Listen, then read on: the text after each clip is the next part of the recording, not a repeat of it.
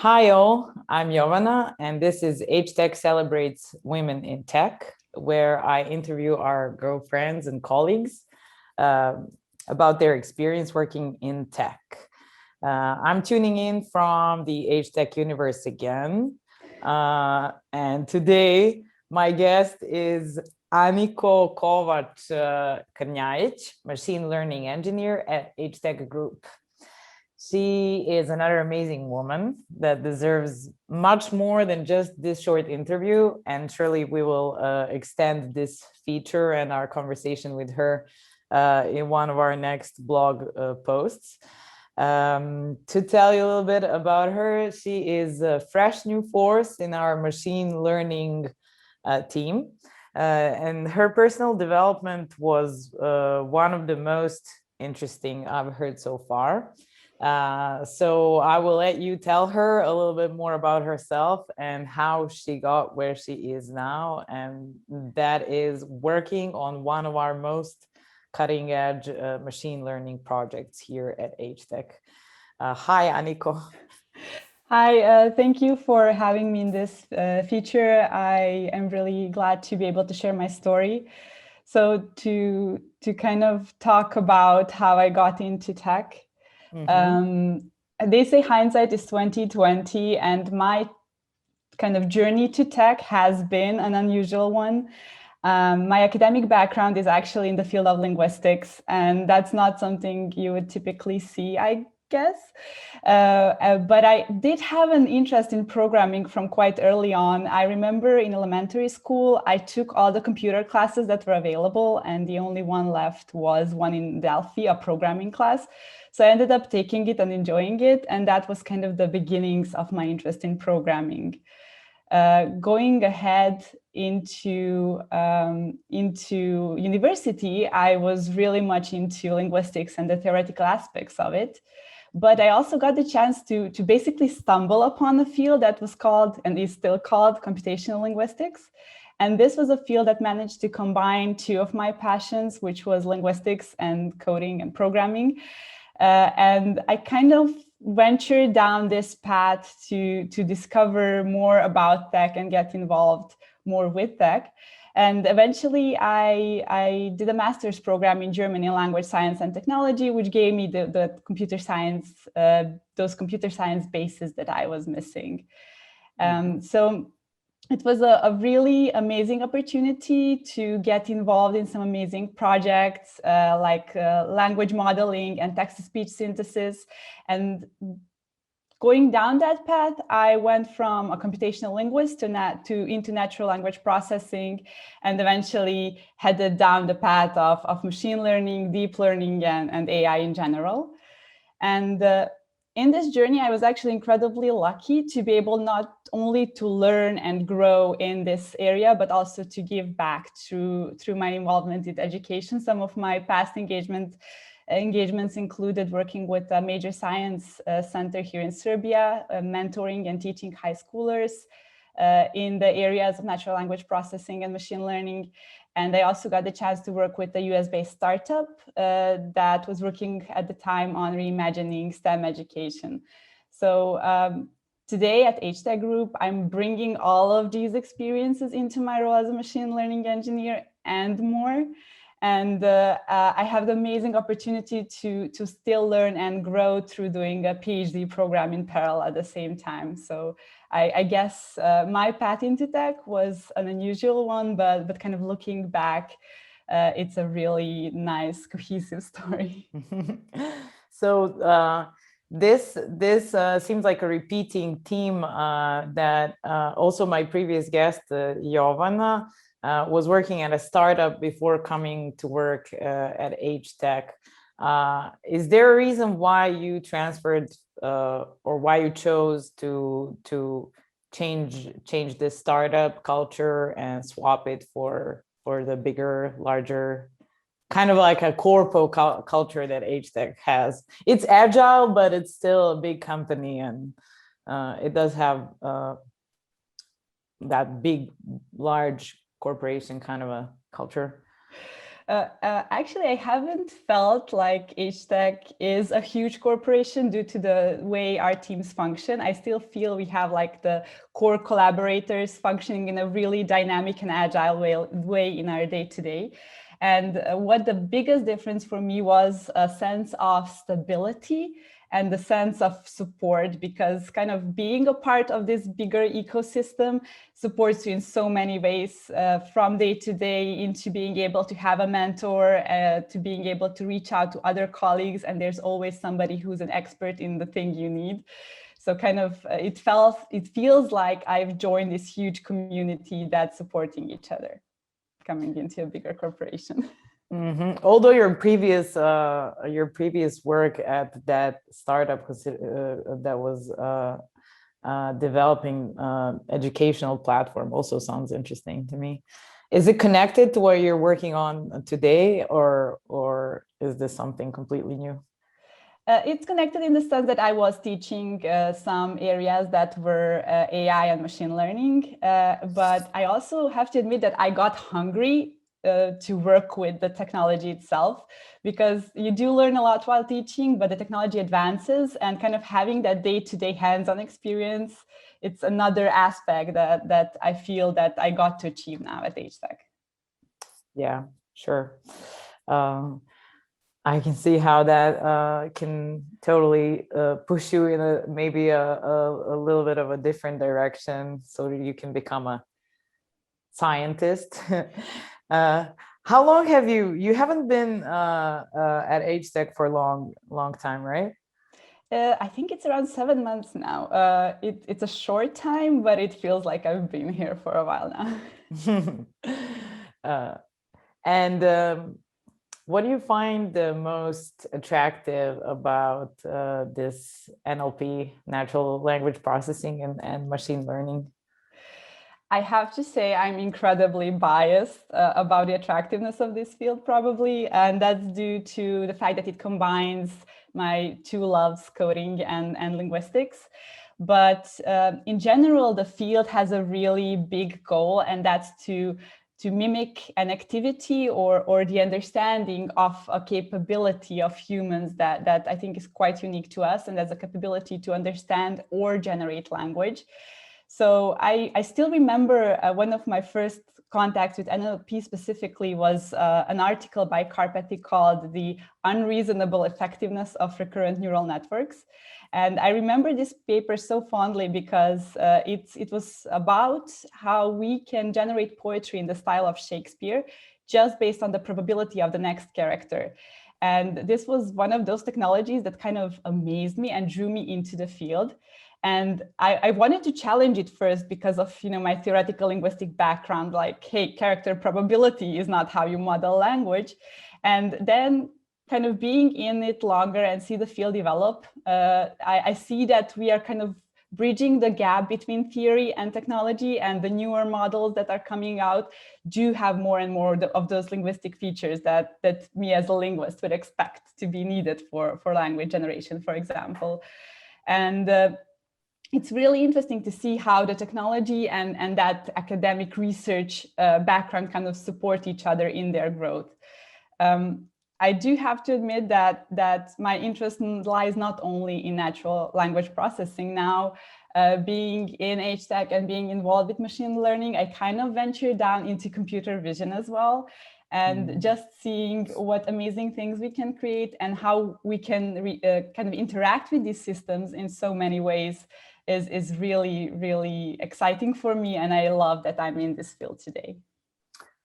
I would like to go back to the the mention of Shakespeare and the generation of poetry. Have you checked if it actually works that way? I mean, is it possible to create such good verses and achieve the quality and the soul that a person like, I mean, Shakespeare is one and only, but can this technology produce poetry?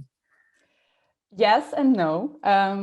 Yes, on one hand, because to a lot of people, this seems to be in the style of Shakespeare and they can identify it as something that Shakespeare might have produced.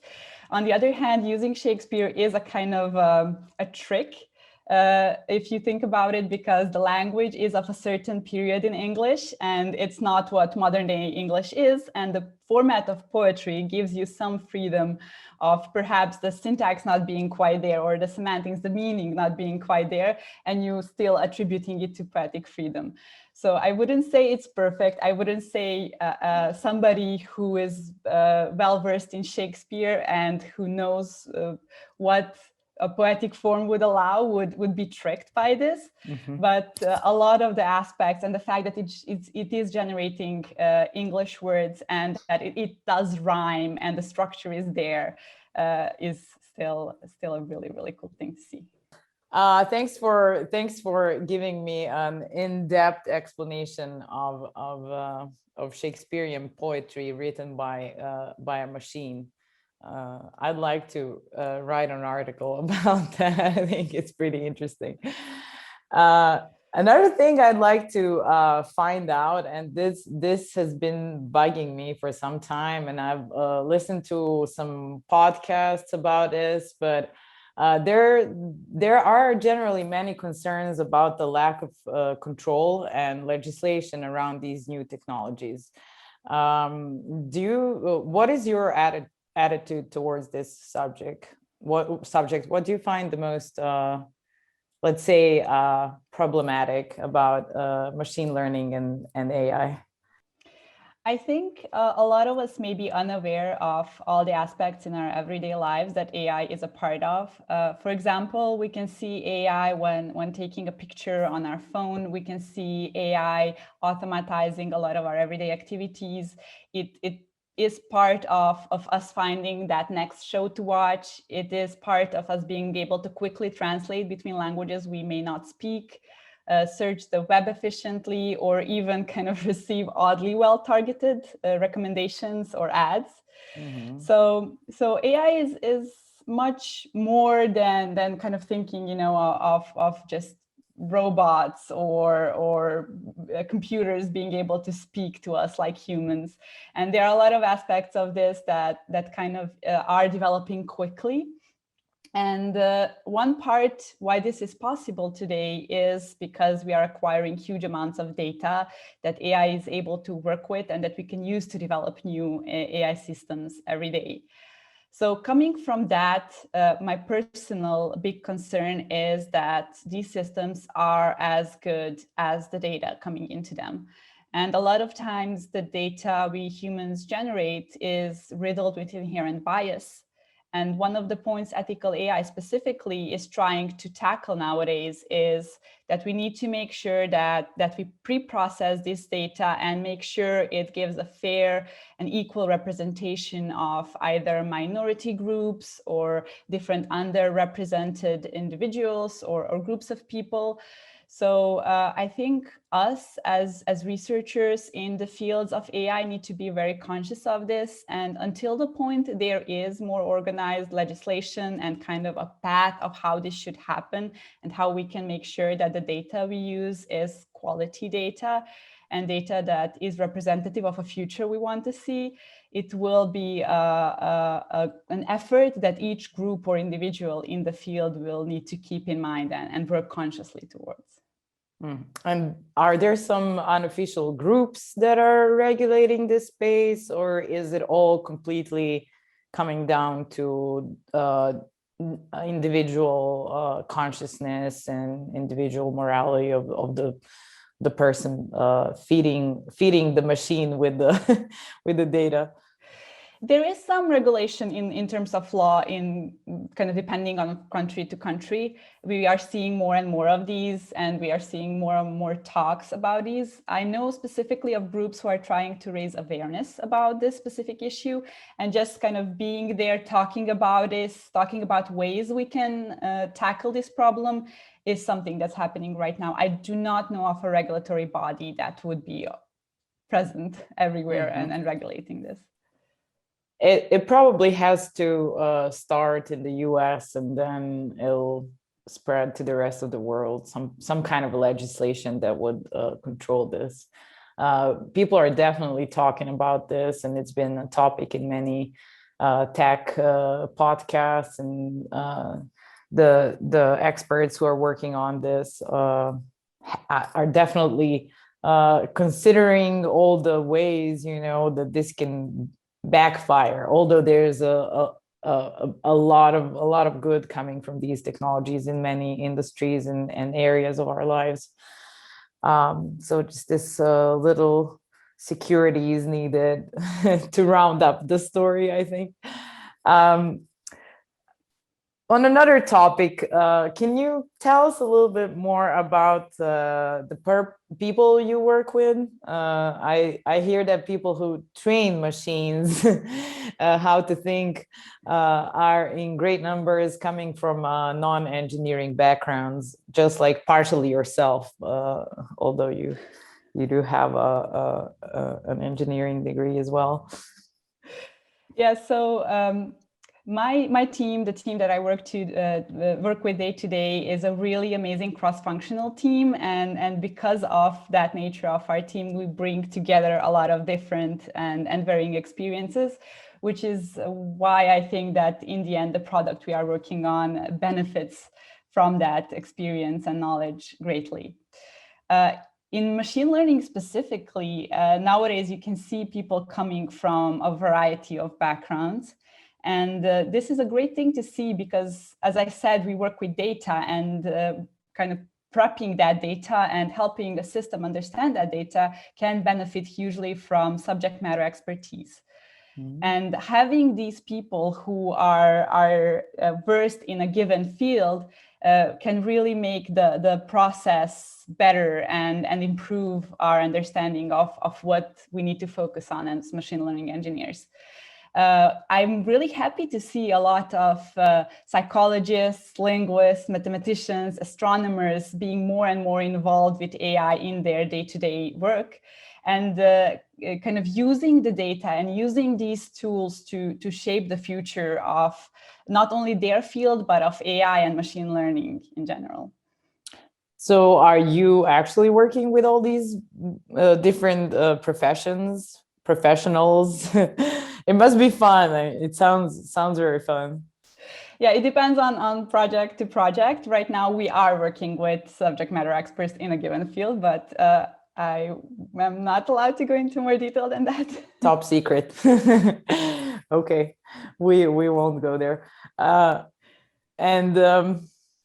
That's pretty interesting. I'm imagining this completely new subject of, you know, and then you have all these blank space and you can teach the machine, you know, like all these things, and it sounds very fun. Sounds very fun, actually. That's why probably many people are inspired to go into that direction and become AI and machine learning experts. How big is our team at HTEC that's working on these things? Do you know? I think for sure in double digits, but beyond that, I think every day I find somebody in a different team, not officially in that role, who has quite a vast knowledge in the subject. So it's really nice to kind of find more and more people who are engaging with this. Yeah, that's interesting. Okay, maybe one day I'll join your team. I would welcome you, and I volunteer to support you on that journey if you want. As a linguist, though, not the technical. Okay. Finally, I have a few more questions for you. What would be your advice for women who are considering this profession? Do it. Well, obviously, I love what I'm doing, so I can only encourage others to do so as well. I know sometimes the beginnings can be hard, so I want to extend the hand for anybody who's interested, but they're not sure where to start or how to start, to reach out. I guess you will be sharing some social links and tagging so people can actually reach out. I'm really accessible. I try to answer all the messages sooner or later. So if you want advice, help, support in any way, feel free to reach out.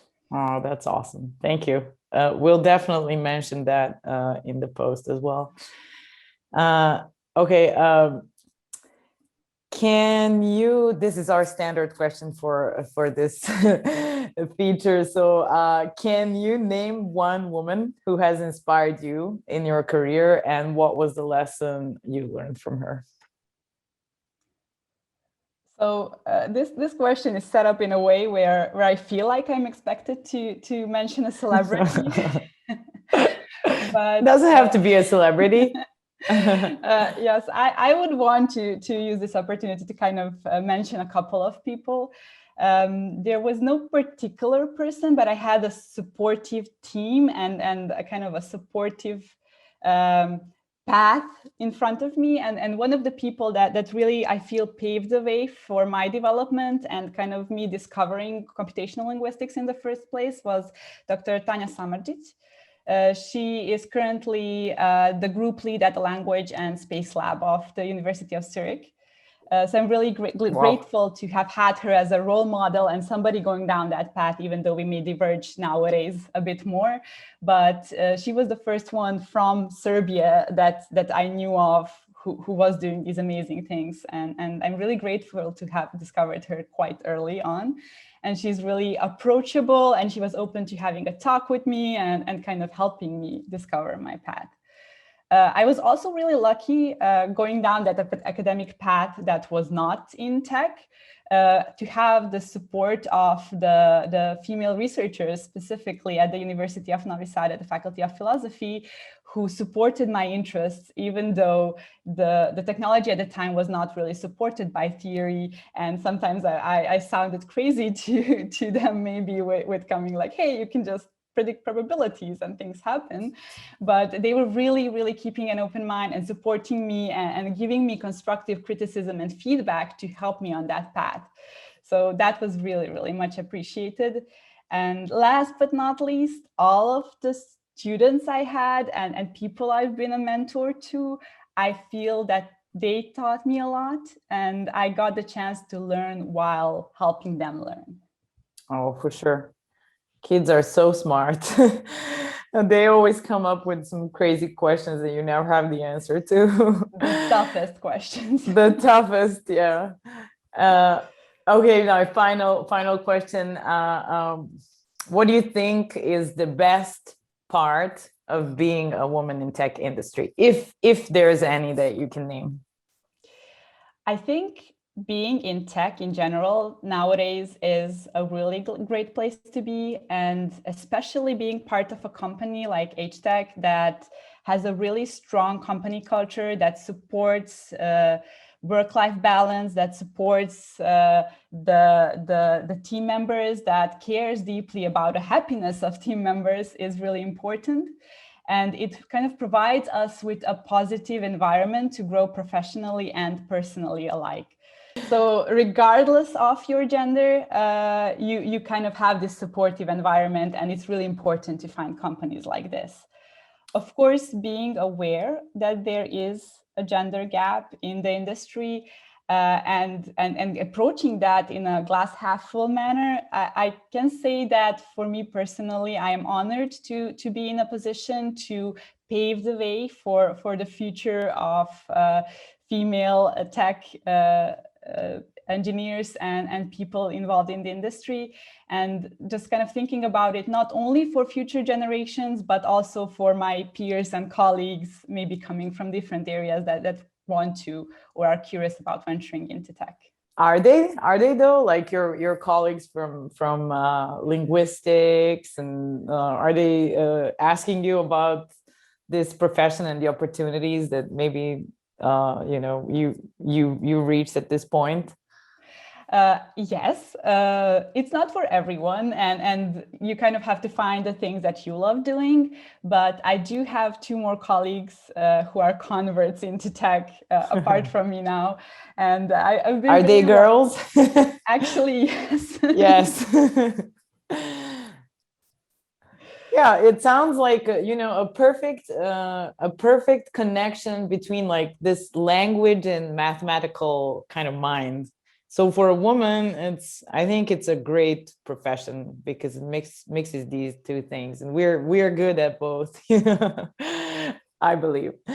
Yeah, as I said, it's kind of what we are interested in, and I think where we can most support women into being interested in these fields or transitioning into them is kind of letting them know how versatile it is. That it's not just the stereotypical thing you may be thinking about, especially coming from a linguistics background of what programming is or what a programmer is. So kind of just opening that door and sharing that there are awesome, amazing, interesting, engaging everyday activities you could be doing in tech. I think it's our job actually to bring this message to them, because I'm not sure how much they are aware of this and how much of this is being shared at universities and high schools and elementary schools. People have to research on their own, and companies like HTEC should definitely make sure that they are aware that the opportunities are open, and that it's really a fun job, and definitely a great development and growth opportunity, like from one like STEM linguistics into something different. And for me personally, I feel like I still get to enjoy both things in my current job. It's not like I switched to something completely different. I just been able to flow my knowledge into this other thing. So it's really rewarding. Yeah, it's fun. You're like developing in different directions. Okay, well, this was a very, very interesting talk. Thank you so much for being our guest, and I wish you all the best in your future career and personal development. Thank you so much, and thank you for having me. Welcome.